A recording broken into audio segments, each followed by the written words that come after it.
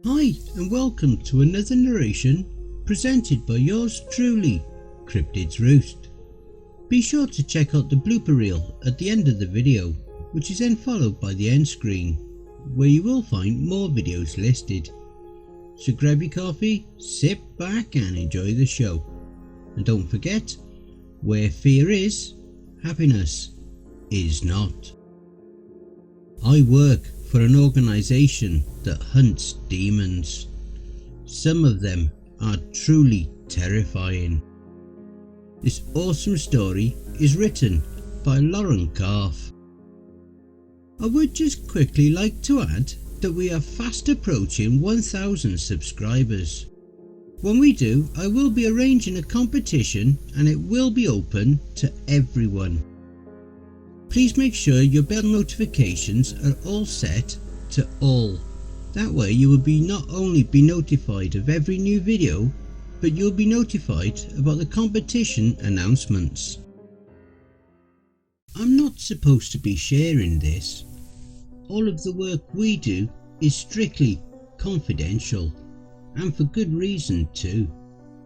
If everyone knew about the things we deal with, there would be mass hysteria or panic.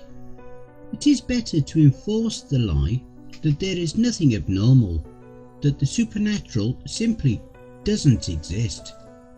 However, the things I encounter in the field are disturbing, and I feel like I would go insane if I continue to keep it to myself. I work for an independent research firm that deals with the paranatural. Most people believe ghosts and demons are spirits and supernatural entities. That is far from reality. They are very much alive and are made of flesh and blood, at least in their corporeal states. But it is not entirely correct to describe them as biological entities, at least how we use that term. Almost everything about them defy our present understanding of biology. However, they fit neatly into their own phylogenetic tree, as if they are shadows of our evolution, or as one of my colleagues puts it, a parody of the human existence. Many of these entities are content with keeping to themselves, provided of course you don't go intruding on the abandoned mansions and secluded forests they inhabit. Invariably, some idiot ends up stumbling into their territory and getting themselves killed. Then local police are sent to investigate and end up calling us, or similar organisations. You probably heard of the SCP Foundation? Well, we are like them, but we specialise in the things colloquially known as demons and ghosts, while they are more generalised. In a way, you could think of us as an independent extension of the SCP, rather than a completely separate thing. Anyways, we relocate the entities if possible, and if it proves too much of a hassle, we simply put up warning signs and make up some mundane cause of death for the victims. Contrary to common belief, most ghosts are not the tortured souls of humans that died a violent death.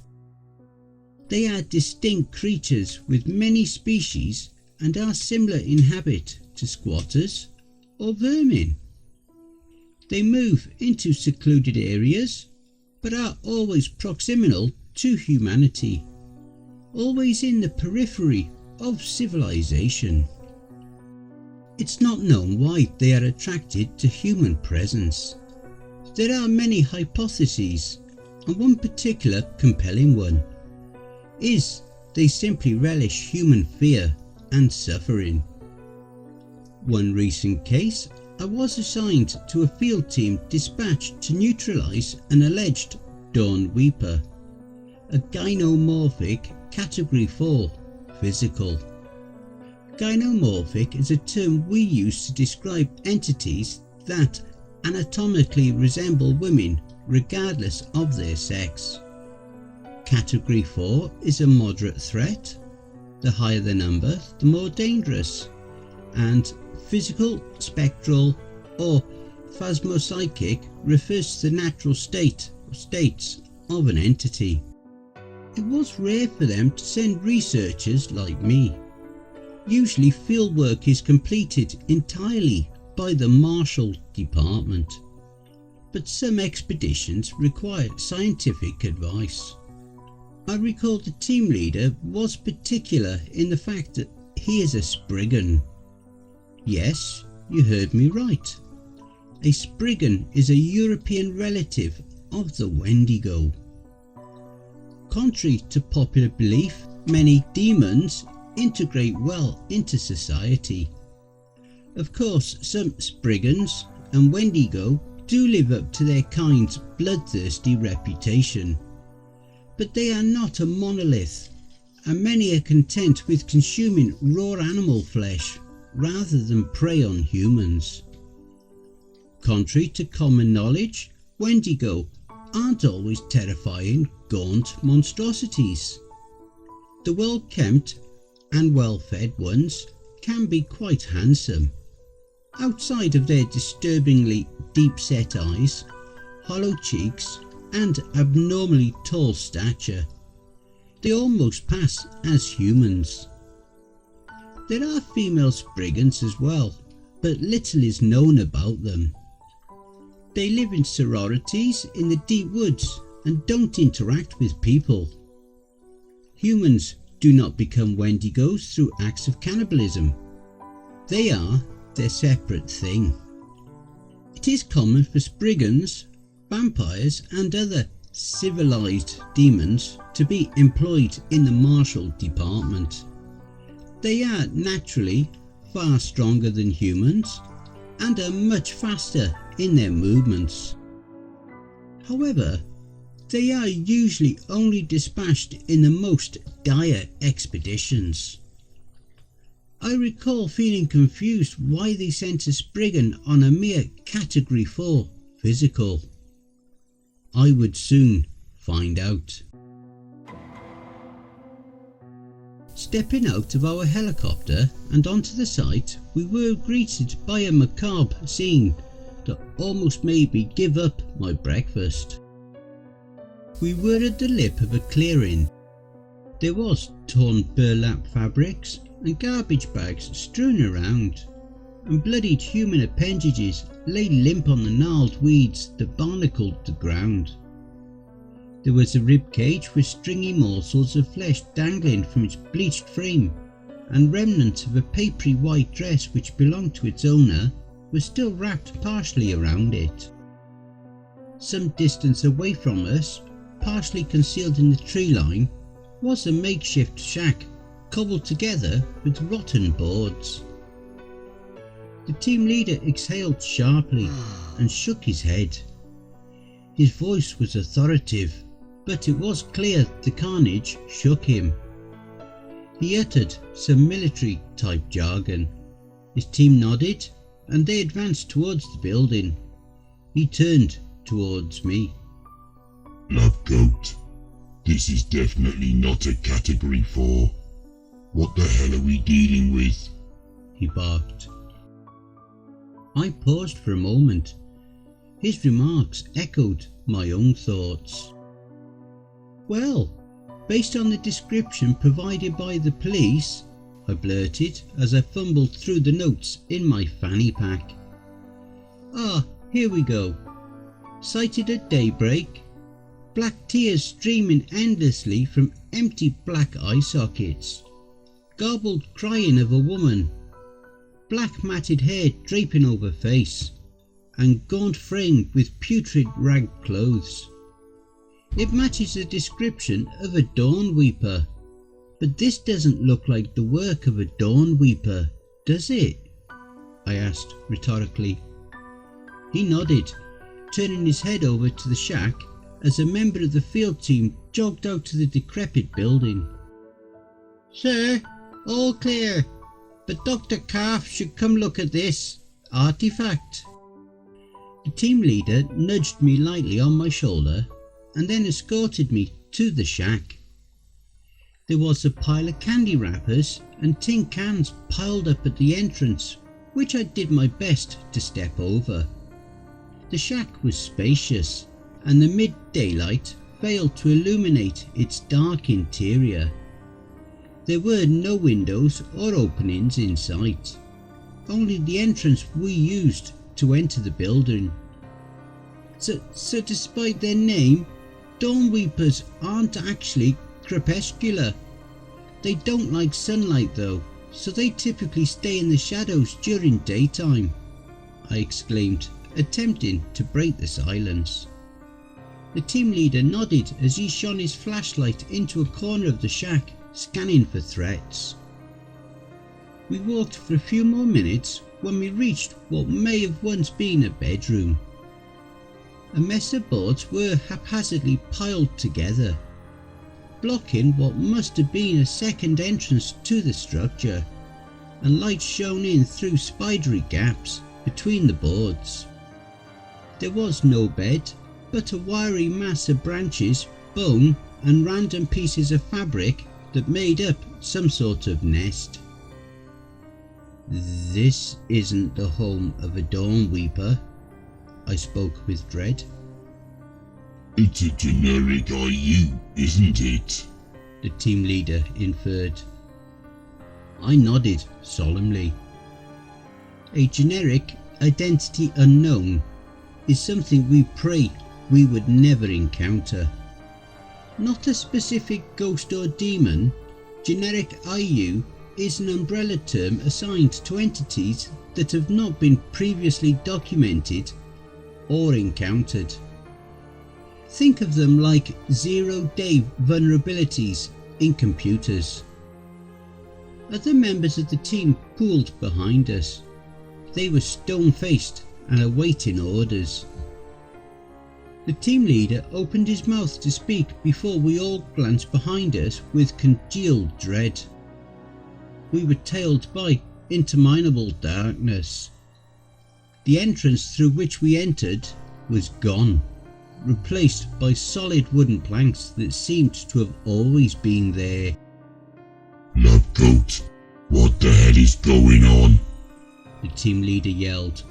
A mix of fear and surprise resonated from his face. I wanted to reply, how should I know? But I knew it wouldn't help anyone.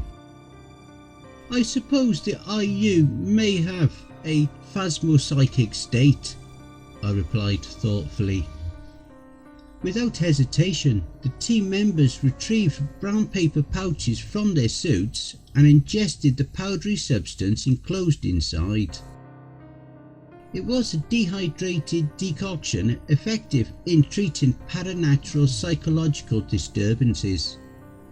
I followed suit. I wish I hadn't. As soon as I ingested the substance, I saw a gaunt, spindly woman silhouetted against the harsh afternoon sunlight streaming in through the entrance. With impossible speed it crept towards us, its body contorted into impossible angles accompanied by sickening crunch of bone, which sounded like it was right beside me. Reminds me of a kune-kune, the team leader quipped. I wish it was a kune-kune, I answered in jest. Shoot to kill, he ordered. The team didn't need any encouragement. Orange flashes erupted from their assault rifles as a barrage of silver alloy bullets tore into the flesh of the generic IU. Chunks of pale, clammy tissue splattered onto the ground, but the creature did not relent. As it reached us, I realised how impossibly tall it was. It stood at least 7 feet from the ground. Greasy black hair erupted from pasty porcelain scalp. Its emaciated body was veiled in yellowed rags, which reeked of excrement and decay. True to the police description, its eye sockets were empty holes so dark that it looked like they were painted on its face. It emitted a muffled scream that sounded like the croaking of a person being strangled. Flailing its lanky arms wildly, it grabbed the soldier standing next to me. The wraith tore a handful of bloody ribs out of his chest and he collapsed on the ground, gasping in shock. The soldiers broke formation. Bullets whizzed through the air as the creature contorted its torso, deftly evading the projectiles. The back of his hand connected with my waist and I felt excruciating pain stab through my abdomen. I dropped to the floor and the wraith loomed over me. Black bile gushed out of its eyes, dribbling onto the back of my neck, and I felt it rake its fingers down my spine. I thought it was the end of me, but a violent force knocked me on my back and sent the creature reeling. Sprawled out like a starfish, I weakly lifted my head and I saw the team leader barrel into the entity, his hands buried deep in the bullet wounds. The wraith unleashed a guttural scream and flailed its arms madly in the air, desperately clawing at the team leader. Yellow streaks of light trailed from the glowing orange iris of the Spriggan as he ripped a huge throbbing mass of organs and pink flesh from the wraith's sides. I crawled to my fanny pack, which lay a few feet before me, and made a note in my sketchbook. Class 7, androgynous, physical, phasmopsychic, I jotted down with a trembling hand. Medical personnel arrived shortly at the scene. There was one casualty and all of us were injured. Minor things like broken ribs, thankfully. Fortunately, there was no evidence of biohazardous properties or curses. The creature's remains were extracted and sent away for analysis, and a cover-up story was created to explain the civilian deaths. I was shaken, but it was a nice interruption to the monotony of lab research, and I got to witness the discovery of a new species of ghost.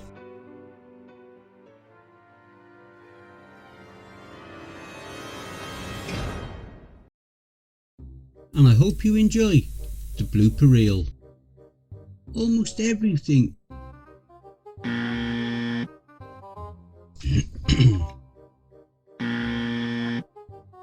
Then local police are sent to investigate and they end up calling us. Or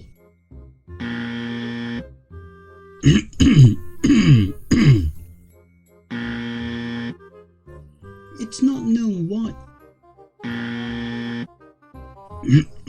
Fucking hell.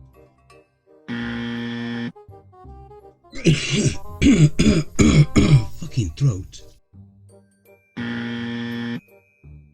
Gynomorphic is a term we use to describe entities that Stepping out of our helicopter and onto the site, we were greeted by a macabre scene. The team leader nudged me lightly on the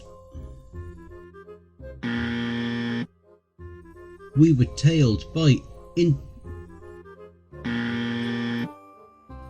Orange flashes erupted from their assault rifles as a barrage of silver alloy bullets tore into the flesh of the generic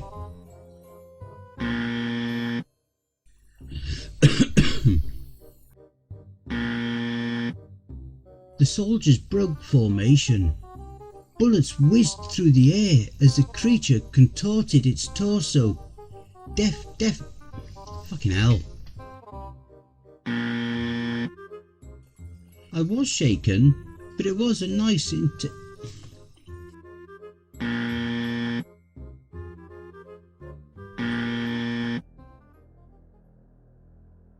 Hey family, please please be so kind as to punch the like button and smack the ass of the subscription button as well. And remember to chokehold that notification bell and then select all. That way you'll receive all notifications each time I upload a new video. And by subscribing, you'll be the first to see all of our new spooky creepypasta stories. A very big thank you to Lauren Calf for allowing me to narrate this awesome story. Be sure to take a look at the playlist here for more of their stories that I may have already narrated. I would just like to say a very big thank you to all of the authors that I have worked with and all the ones that I will work with in the future. So thank you all, my brothers and sisters. And why not hashtag Cryptids Roost in your comments.